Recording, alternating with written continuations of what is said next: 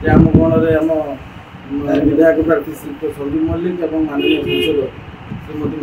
मंजुला उपस्थित थे और आमर युव छात्र और मैंने बहुत उत्साहित बहुत दिन पर नुहे आम तथापि कार्यालय मैंने आरंभ हो दलिया कार्यक्रम मैंने ठीक समय भी हो निकटरे आम जो नॉमिनेशन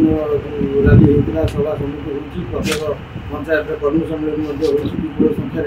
मानने माँ मान आरंभ कर युव छात्र और गृह मान संख्या बहुत आपने देखी चली विजु जनता दल प्रत्येक जगह माननीय मुख्यमंत्री जो आह्वान प्रेम से कार्यक्रम आमठू अधिक आपने जापारे जे विजु जनता दल प्रति लोक मैंने माने आज नुहे विगत 25 वर्ष है अपृष्ट अच्छा माननीय मुख्यमंत्री जो दक्ष और क्रियाशील नेतृत्व में जो लोकाभिमुख कार्यक्रम गाँ गहली सहरांचल सब विजु जनता दल